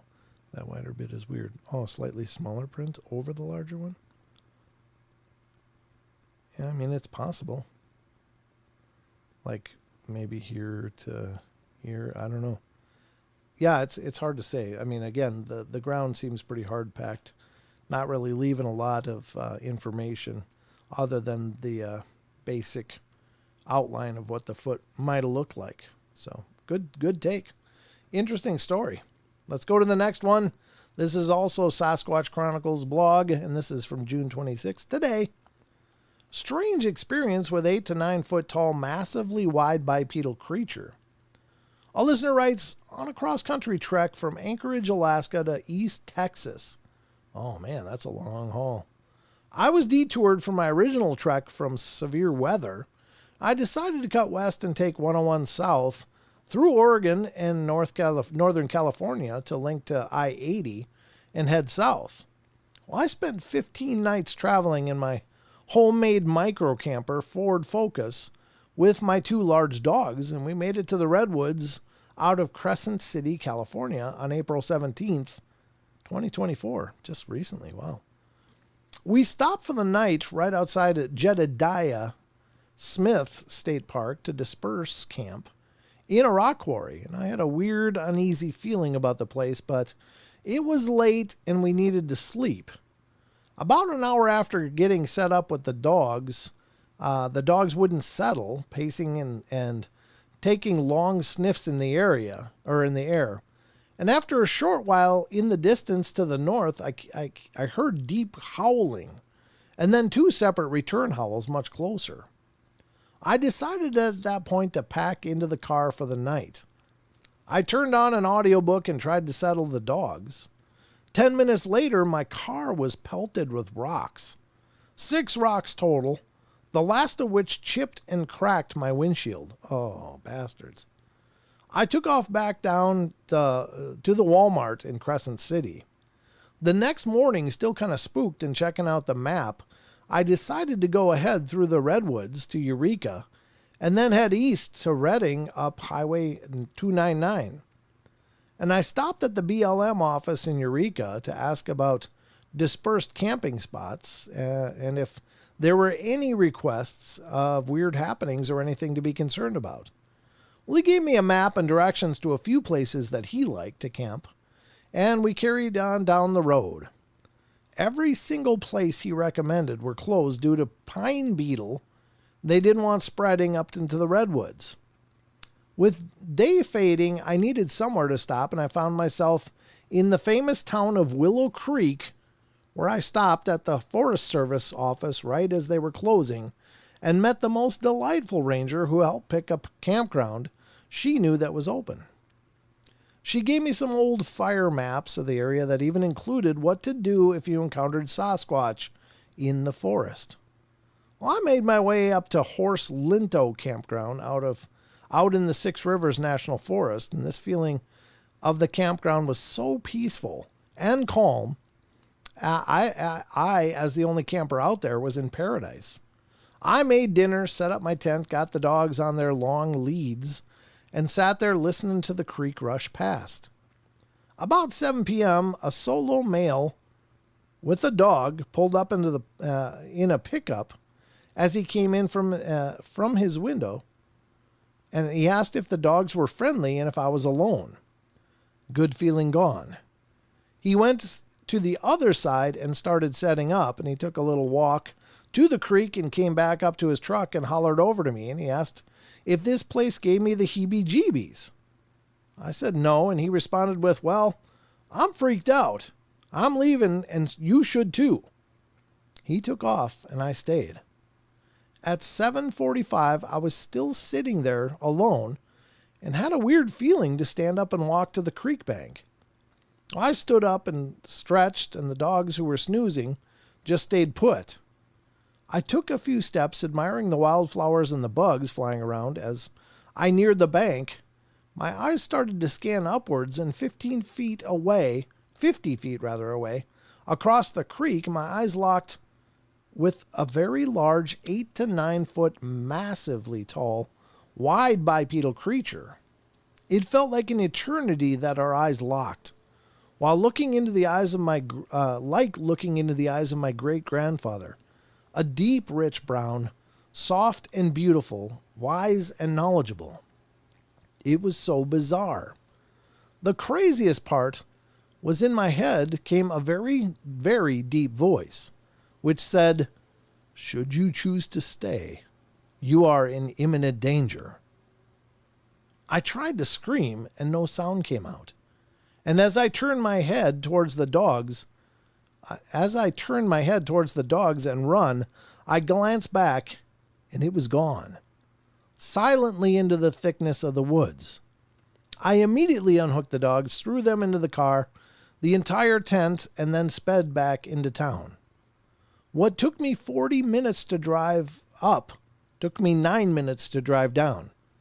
I sat in the Chevron parking lot and sobbed and shook for almost an hour.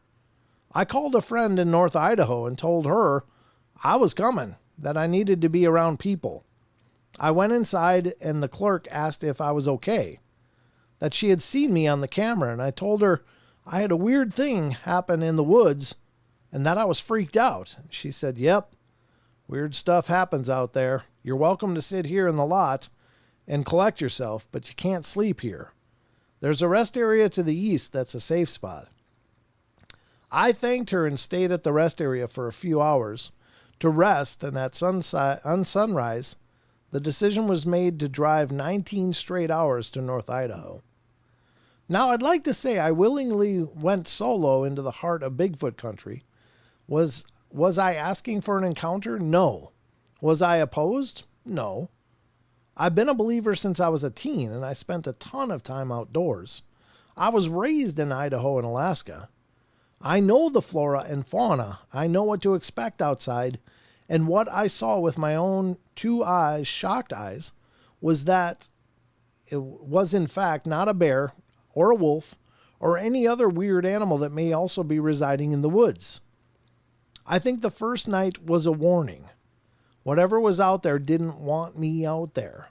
The second night, I do not feel that it felt like they meant me no harm.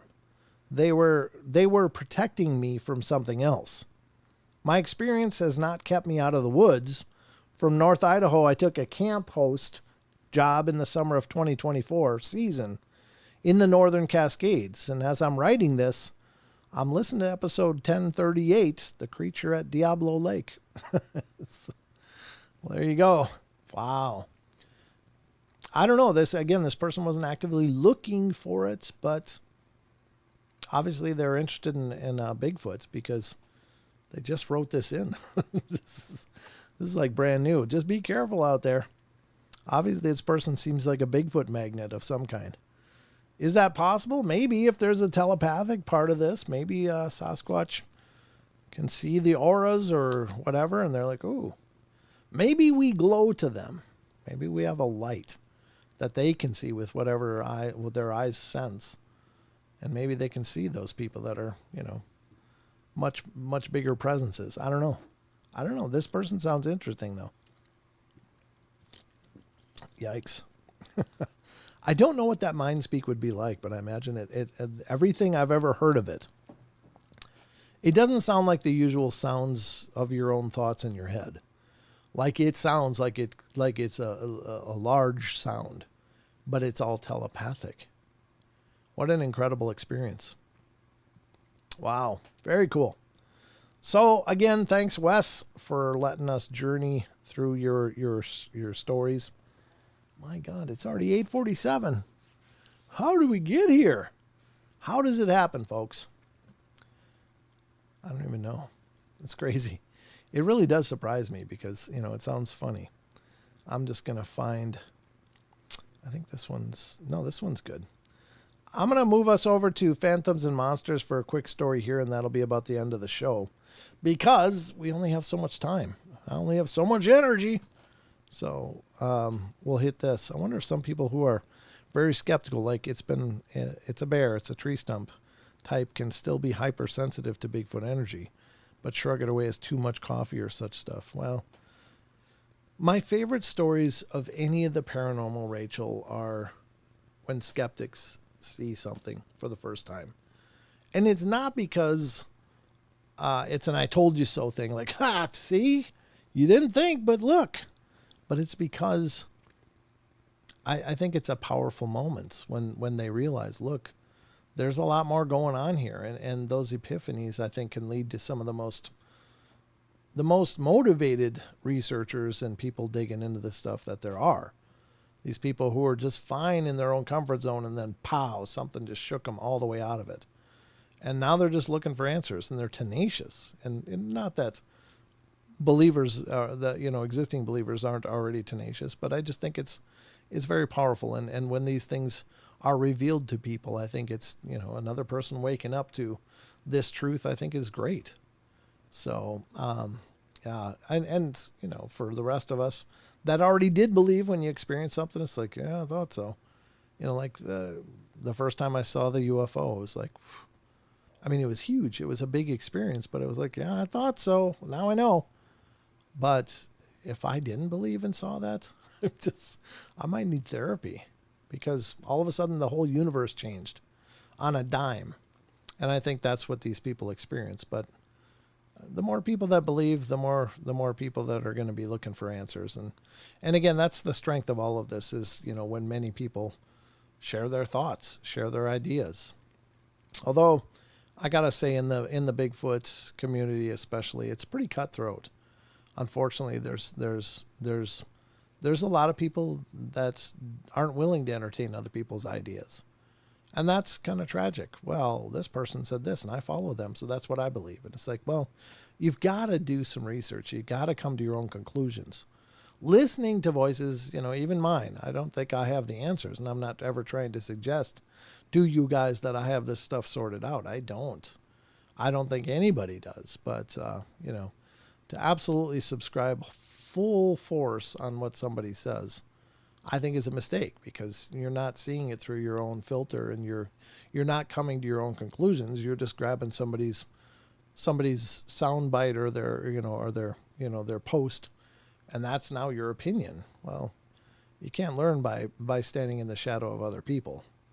So you can take inspiration from everywhere. Why not? I'm inspired by all of the stories, even though I can't wrap my head around a lot of them. With the whole phasing Bigfoot and supernatural parts of that is hard for me to get my head around. That doesn't mean that I dismiss it. It just means I don't know what to do with it. But I'm not out here going, oh, there's those people that just think these things are magical fairy beings. I don't do that, because everybody's got a point and everybody's got a viewpoint. And I think every viewpoint is valid, because it causes us to question. The people that are mostly adamant in defending their position are probably the people with the weakest positions, because if you're comfortable and you've come to your conclusion based on a lot of research, a lot of looking, a lot of, even self-reflection, I think there's a lot of us in these theories. And, if you're confident in your conclusions, then if somebody says something different, they don't require attacking. They don't require belittling or anything like that. You just let them have their opinions. It doesn't hurt you any. Make your own conclusions, Jaron says. Take things from stories and decide for yourself. I've noticed Bigfoot sightings that only think their animal is because it acted like an animal. Sure. I mean, people act like animals, but that's, and I guess we are, by definition, a form of animal. But I think we're so much more than that. But then again, I think animals are so much more than that. I think animals, I've had pets that were just these profound intelligences. It's like, God, how could you just be a cat? You're like a person in a furry suit. But anyway, very good stuff. What's the time like? I don't know. I've been babbling now again. I guess maybe we're going to skip this one and I'll read it next. It's a Solomon Islands giant kidnaps village girl. Spiritual elder secures her release from phantoms and monsters. And I did want to talk a little bit about this, because I've been doing some research about the Solomon Islands. Their culture is still very much on board with the fact that there's giants there.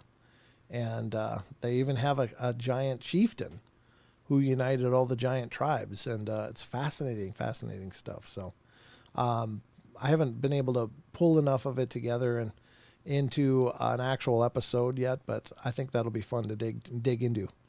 Imagine if we got to talk to Bigfoot. We asked them about the phasing and shimmering Bigfoot, and they say, we don't know what they are. Yeah.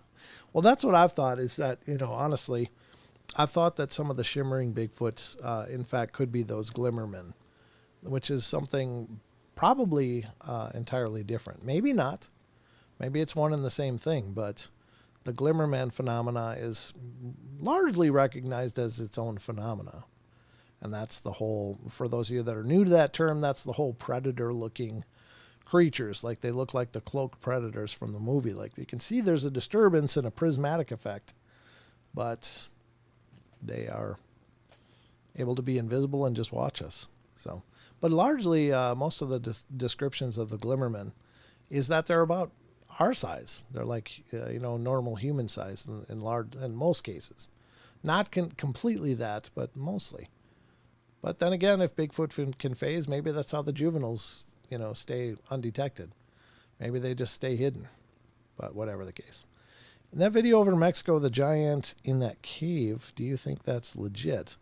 I can't see why not after watching it over and over. I'm not sure. I'm sure I must have seen the video, because it sounds really familiar, but I can't picture it in my mind right now, Jared. but it could be. I mean, it wouldn't. I don't doubt that there could very well be pockets of these large giants probably living largely subterraneanly in our areas.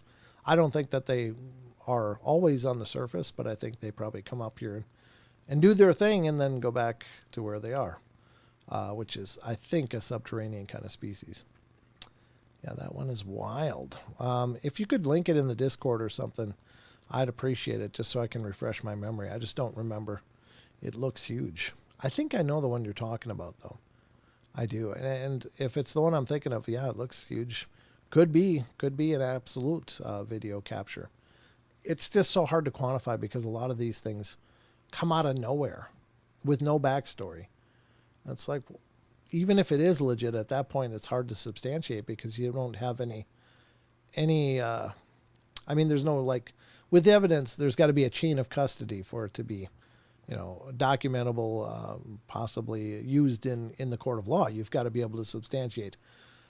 Where was this collected? How was it collected? With what tools was it collected? Where did it go after that? Was it packaged correctly? Was it stored correctly? Is there a consistent chain of legal evidence that shows it going from the point of capture and recording to the court of law? And if they can't be substantiated, it gets thrown out. And unfortunately, a lot of these things just come out of nowhere. And it's like, well, how do you drill into that? You can't talk to the person that captured it in most cases. You can't look at the equipment they might have used. You can't visit the locations. And so there's so much X factors involved in there. So it's hard to quantify. But at any rate, very cool stuff. But yeah, it could be there. I think that the internet has probably many legitimate videos out there. It's just that if you don't have the ability to substantiate anything about them, they just showed up. They might be incredible captures, but how do you know? And especially with the growing use of artificial hoaxing, whether it's AI, CGI, or any combination of the two, it's getting tougher and tougher. So, at any rate, that's about what I got for you tonight. I hope you guys enjoyed the journey. And again, we missed Don tonight, but he sends his apologies just as an update. Things are going much better and things are going well, but continue to send Don and his dear ones your love and prayers, and that everything will work out wonderfully. So we'll continue to send our love and support to them, and hopefully it all goes well. Continues to go well. Thank you, Maggie. Appreciate that. Great show. I'll post it tonight on Discord. Thank you, Jaron. I appreciate it. Posted like Shaq posted all the big centers of the game. There you have it. Thank you, Jaron. I appreciate you being here. Jaron Daniels, of course, one half of the Supernatural Station team. It's a great podcast as well. Wonderful guys. We'll see him in Vernal in September, Vernal, Utah, at the Phenomicon conference down there. Awesome. Thanks, Brent. Thank you, Wizard Moon. Appreciate it. Thank you, everybody. Always just remember, we do these live shows Wednesday, Friday, Saturday, 7 p.m. Pacific Standard Time. Would love to have you tune in and be a part of it. As always, please continue to let people know about the shows. Please keep watching for the podcasts. If you haven't been checking them out, please do. I keep wanting the podcast to grow as well and to continue to reach new listeners. I'm getting a lot of messages, wonderful messages from people that are listening and are checking out the YouTubes. And thank you to all of you who are giving us a shot. I don't know, I'm just a person here doing my best, but it's an absolute honor that so many of you are out there watching and are enjoying what I'm doing. I'm into this because I'm literally on a personal journey with it. And I'm so glad that so many of you have chosen to join me on the ride. So thank you for all the love and support. That's wonderful. Remember to check out paranormalportal.net for all of your Paranormal Portal information needs, whether it's the social media or the podcast or the YouTubes or, any of the other streaming platforms. Check us out over on paranormalportal.net. And that's going to wrap up the show for tonight. So everyone, remember, I love you all. Be good, be kind, be nice. Take care of each other. Help each other out. Find the magic in every day. And remember to laugh as much as you can.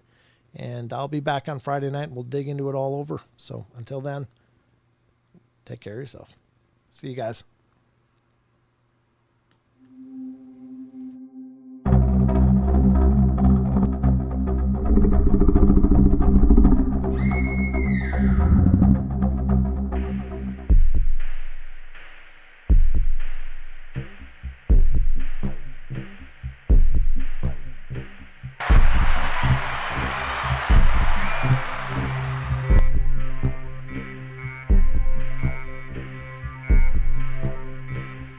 Woo!